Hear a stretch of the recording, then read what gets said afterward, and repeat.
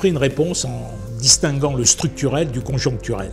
Structurellement, il faut savoir que du côté de la demande des capitaux, l'univers des sociétés non cotées est sans commune mesure avec celui des sociétés cotées. Il y a un ratio à minima de 100 sociétés non cotées pour une société cotée. De manière générale également, le taux de croissance des petites sociétés est plus élevé que celui des très grandes sociétés. Par ailleurs, la disruption dans une industrie se fait quasiment toujours par les nouveaux entrants. Et bien évidemment, le private equity surfe depuis plus de 20 ans sur les nouvelles technologies, que ce soit l'informatique, la transformation digitale, le séquençage du génome, les biotechnologies et bien évidemment également le changement de comportement des consommateurs.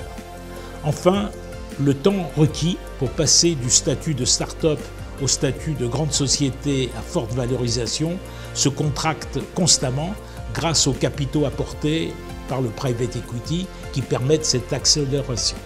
Ça, c'est du côté de la demande de capitaux. Du côté de l'offre de capitaux, il existe un accroissement constant de l'épargne mondiale, la population qui vieillit et qui épargne de plus en plus, et que cette épargne est de plus en plus intermédiaire, ce qui fait que la classe d'actifs du private equity, qui est la plus performante, attire bien évidemment l'essentiel, une grande partie des capitaux qui souhaitent s'investir. Donc ça, c'est les raisons structurelles qui font que je prévois que pour les 10 ou 20 années prochaines, le private equity continuera sa très forte croissance.